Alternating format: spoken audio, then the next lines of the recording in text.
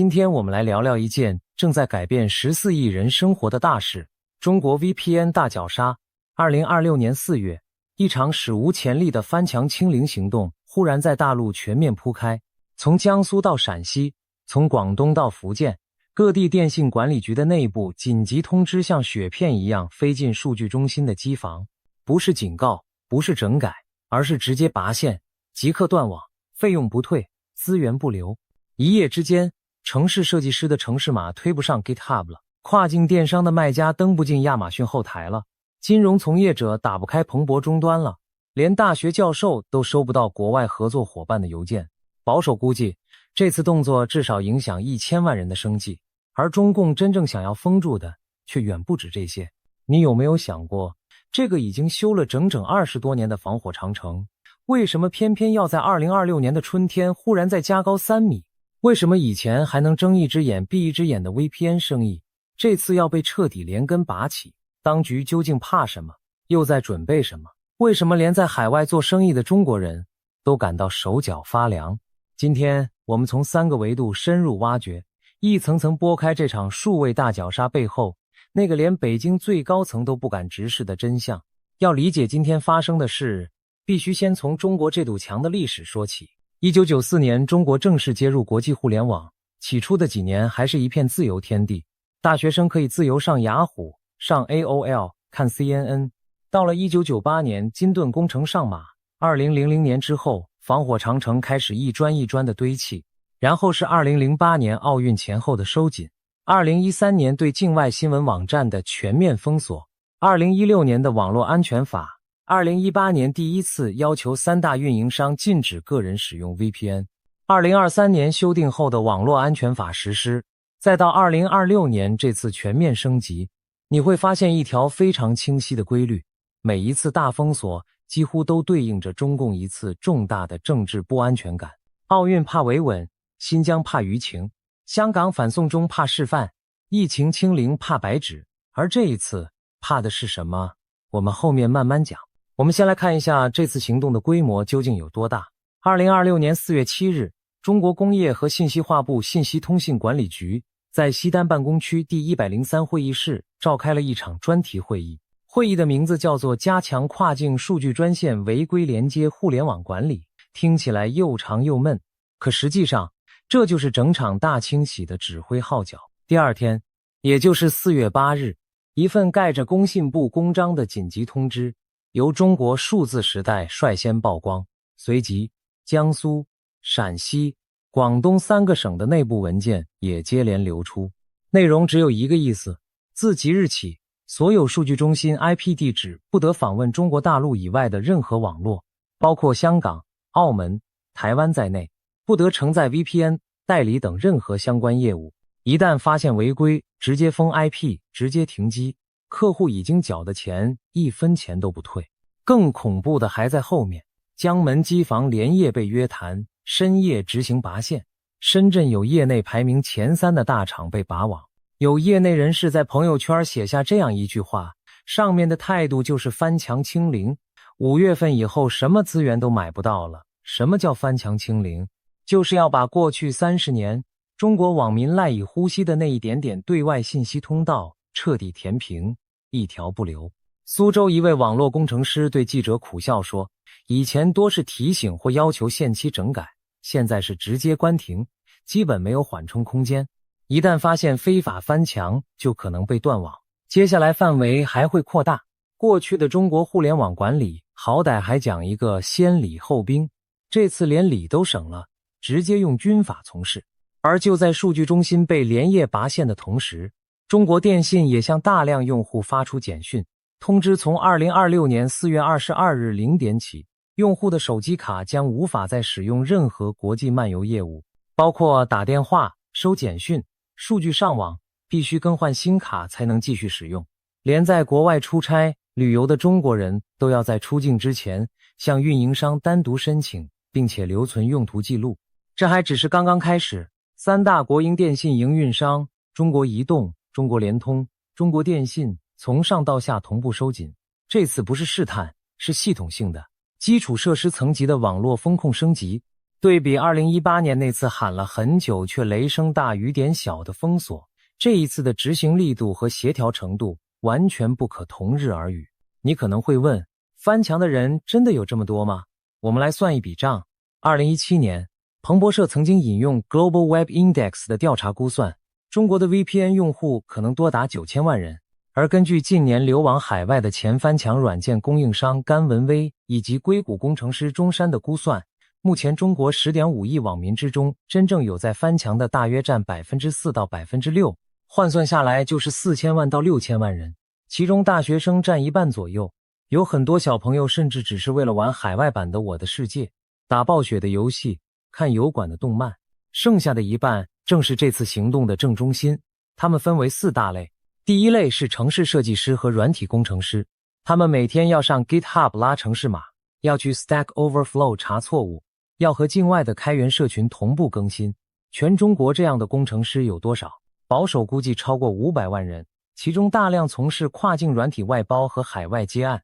早在2023年，河北承德公安就曾经对一位在家接海外城市外包的城市设计师，以非法经营罪没收了465万元人民币的违法所得。当时全国网友哗然，连体制内的胡锡进都发文说，这样搞下去，全中国 99% 的城市设计师都违法了。可是3年之后，那一次只是序曲，这一次才是正片。最讽刺的是，中国自己吹上天的华为、小米、字节跳动、腾讯、阿里巴巴、DeepSeek， 哪一家的底层代码不依赖 GitHub？ 哪一家的工程师没偷偷用过 VPN？这一刀砍下去，砍的不只是城市设计师的生计，还有中国科技产业自己的生命线。第二类是跨境电商从业者，在 Shopify、亚马逊、Temu、速卖通这些平台上开网店的中国卖家，根据中国商务部自己公布的数据，跨境电商主体多达120万家，加上上下游的供应链，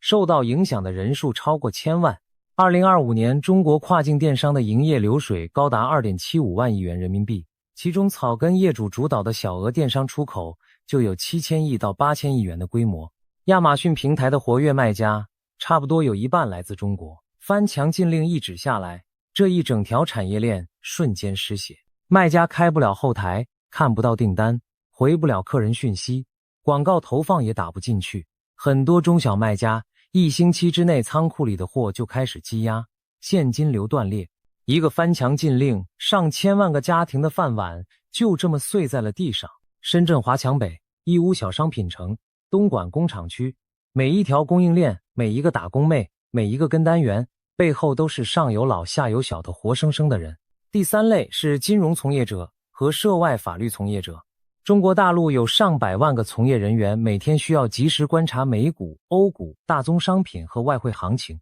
他们的交易终端、研究报告、对冲模型，全都依赖境外的数据和资讯。上海陆家嘴的基金经理，深圳前海的量化操盘手，北京金融街的研究员，哪一个不是彭博终端、路透社、icon、晨星数据库的日常用户？涉外律师更不用说，要跟境外客户通邮件、开电话会议。涉外合同要查各国最新判例，翻墙是刚需中的刚需。这些人里面有不少属于高收入群体，一旦信息通道被切断，他们的专业能力瞬间被打回石器时代。更可怕的是，国际资本对政策风险的敏感度极高，一旦看到中国连金融专业人士都接触不到国际信息，撤资的速度会比你想象中快得多。第四类是高校和科研机构的研究人员，做学术、做科研必须访问外网 ，Google 学术、PubMed、Arxiv、Nature 官网全都在墙外。中国有上千万的研究生、博士生、科研工作者，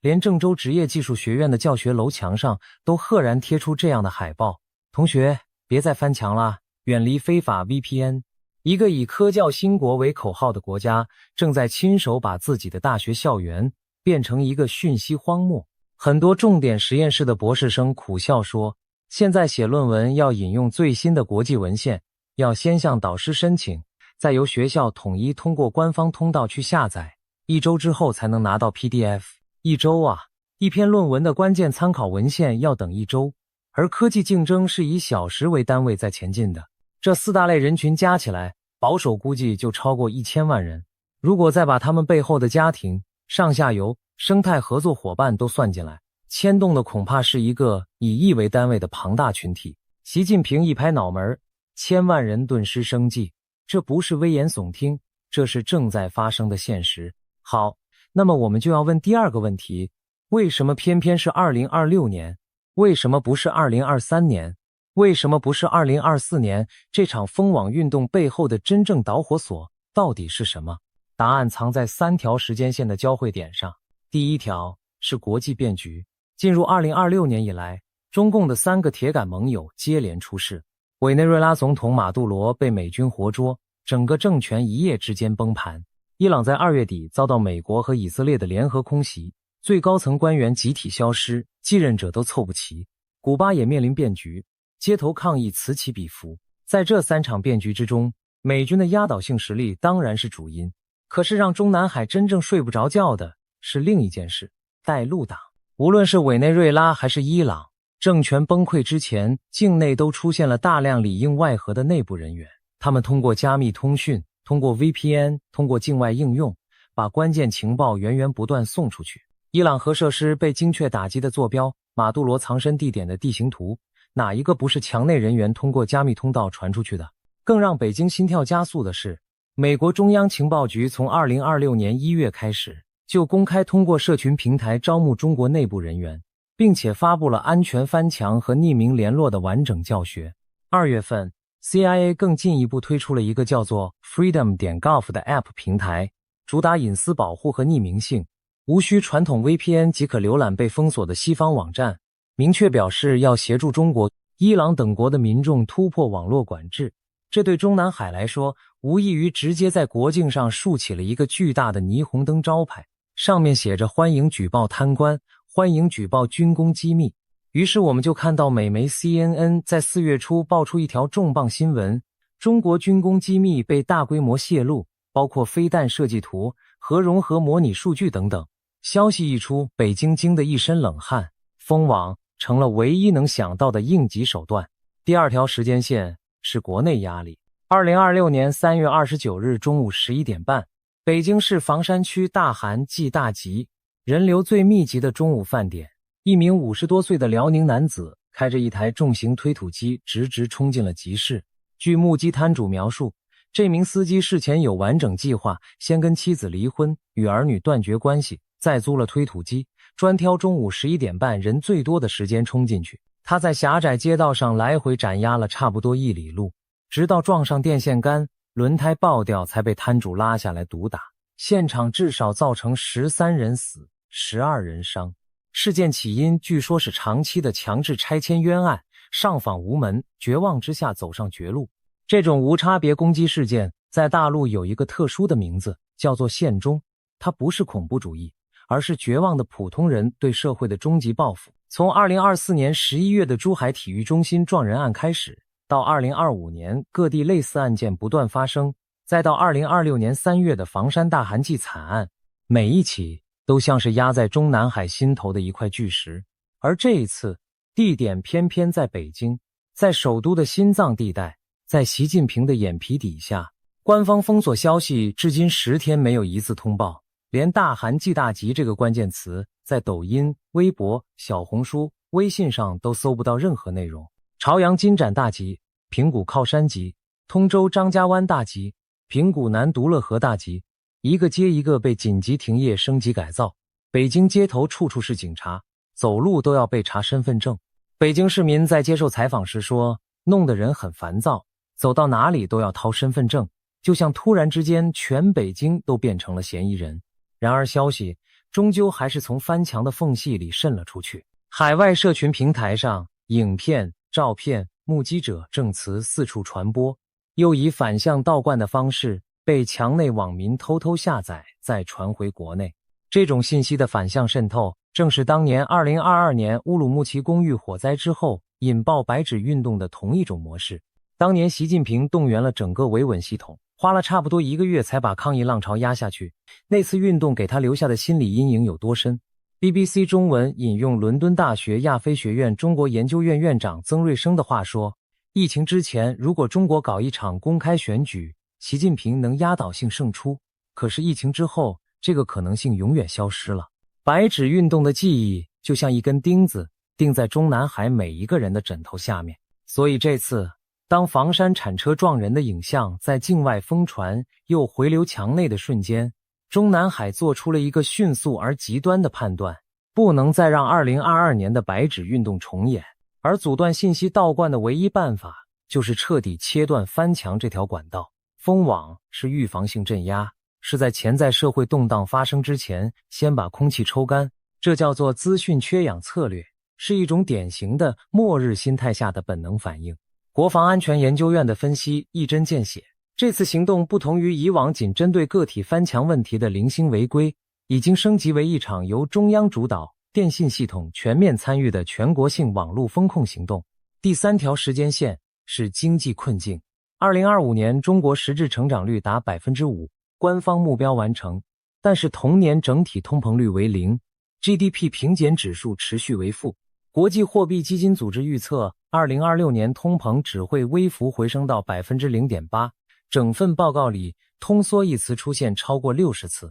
对于向来措辞审慎的 IMF 来说，这已经几乎等同于公开示警，房地产一泻千里，地方政府债务压顶，青年失业率名义上维持在 10% 几，实际上大学毕业生超过40%找不到对口工作，消费只占 GDP 的 38%， 远低于美国和日本。在这种经济内卷、就业冰封、信心崩盘的大背景下，只要再发生一次白纸运动级别的群体性事件，整个政权的合法性基础随时可能被掀开。看明白了这3条时间线，你就能理解为什么这次翻墙大绞杀来得如此急、如此狠、如此不计代价。它绝不只是一次普通的网络整顿，而是一次带有强烈政治保命色彩的预防性清洗。中国问题专家王鹤的分析最为精准。他说，中共现在归结有3个动作：第一，严控翻墙访问海外网站；第二，严控护照，让民众出国更加困难；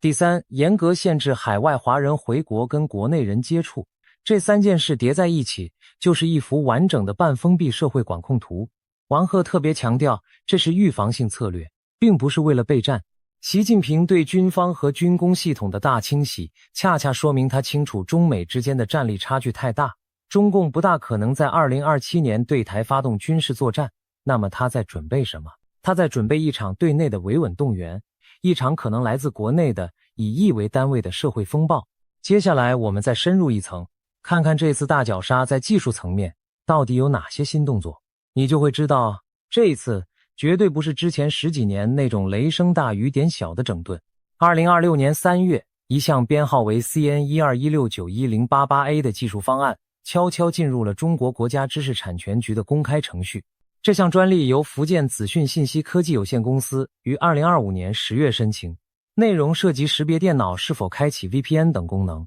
目前已经进入实质审查阶段。通俗一点讲，就是不再靠封 IP、封域名、封端口这些老一套，而是直接在终端设备层面识别流量特征，发现 VPN 就秒断。这种从终端下手的精准打击是过去从未有过的。外界业内人士透露，相关核心技术已经在3大运营商内部小范围部署，更精细的技术叫做比特流识别。过去那些靠混淆、伪装、伪造 HTTPS 流量的翻墙工具，在新型识别技术面前，特征码会被自动识别并阻断，流量脱敏彻底失效，然后是对使用者本人的精准打击。2026年4月初，一位来自中国红迪的网民发帖，自己的大学同学只是因为登入微软 Teams 收到一条验证码，第2天派出所就打电话找上门。警方的反诈系统显示，他收到了所谓境外诈骗软件的验证码，于是派出所把他所有 App 和银行卡号都拍照记录上传内部群组。这位同学回家之后的第一件事就是担心自己以后所有的翻墙记录和转账流水都会被留痕，连购买 VPN 会员的记录都会被查到。这不是个案，这是全国同步推进的新常态。想象一下，当你每天用的手机，每次打开的 App， 每笔支付宝转账，每个微信好友都在某个看不见的系统里被标记、被分析、被打分，你的生活还剩下多少私密空间？公安部对外公布的网络预防犯罪法草案把翻墙行为从过去违反治安管理处罚法的一般行政拘留、教育警告，直接升级为违法行为进行处罚。草案一共7章68条，预计在两会期间悉数通过。这意味着未来翻墙在法律上不再是违规，而是违法。更严重的甚至可以与犯罪沾边。配套的还有跨境执法的新规定，对境外主体进行所谓政治谣言、网络攻击等行为的跨境追责。换句话说，你在境外写篇骂中共的文章，北京公安理论上都可以发国际刑警组织的红色通缉令来抓你。这已经不是防火长城了，这是一道数位的国安法，一道没有边界的紧箍咒。海外网民更是给这次大脚杀起了一个非常精确的名字：新时代的闭关锁国。海外人权律师联盟负责人吴少平这样分析，中共现在无论是政治、经济、社会，都是各方面问题积重难返。他想通过网络风控的方式，让中国民众少接触外界信息，少看到世界的真相，方便他对国内民众的洗脑和控制，加强他的基本盘。但是他也指出，中共这个政权很依赖外贸，必须要跟世界进行经贸往来。如果把网络几乎控制死，中国人跟世界的交流必然受到影响，企业走向世界会增加很多不便和困难，所以他不敢完全封死。这就形成了一个极其吊诡的格局，中共想封又不敢全封，只能设定一条越来越窄、越来越高成本的合法通道，让少数大型国企和外资享用，然后把所有草根业主、个人工程师、中小跨境电商统统挡在门外，一刀砍下去，切的就是底层中产阶级这个群体的生计动脉。有人说，那直接去申请合法外网专线不就好了？听起来很合理，其实根本行不通。合法外网专线的申请流程非常繁琐，需要公司营业执照、用途说明、监管备案、安全承诺、定期审查。一条100M 专线的月费动辄上万元人民币。对于一个在家接案的工程师，一个小红书跨境电商新手，一个刚刚起步的独立学者，这个成本等于直接把他们踢出局。更何况，即使你有钱有门路申请到了合法专线，你看什么、发什么、跟谁联络、下载什么，全程都有记录，全程都在 AI 系统的视线里。所谓合法翻墙，本质上是一个带有透明监控的金鱼缸，你不是在上网，你是在一个看不见的摄影机前表演你的上网行为。那么普通网民会就此放弃吗？答案是不会。历史告诉我们，每当中共把墙加高3米，墙外就会冒出更高、更隐蔽、更巧妙的翻墙工具。自由门、无界网络、Shadow Socks、VR Ray、Trojan、Reality、Hysteria， 一代又一代的技术像野草一样春风吹又生。动态网络技术公司总裁比尔夏在接受采访时就指出，对于本来就在海外运营的像自由门这种免费服务，这次封锁没什么影响。真正受影响的是国内做 VPN 生意的灰产从业者，而海外的非盈利翻墙工具反而可能因为这次大绞杀而迎来一波用户大爆发。有一个开源 AI 智能体叫做 OpenClaw 的应用，最近在圈内火得一塌糊涂。它让数百万中国用户以养虾、算命、查星座为掩护，无缝接入境外 AI 服务，直接把防火墙整得形同虚设。这就是中共封网最大的悖论，封得越狠，对应的黑市化就越严重，形成一种结构性的对抗关系。但是真正可怕的不是翻不翻得过去，而是翻墙的代价有多大。2026年之后，翻墙可能意味着在个人信用档案里永远留下违法记录，意味着子女升学被卡，意味着未来出境被限制，意味着随时会有派出所的人来敲你家的门，请你去喝茶。这就是中共这次真正要达到的效果，不是彻底杜绝翻墙，而是把翻墙的心理成本和现实风险推到一个让绝大多数普通人望而却步的高度。技术上封不住，那就用法律封，用恐惧封，用社会信用封。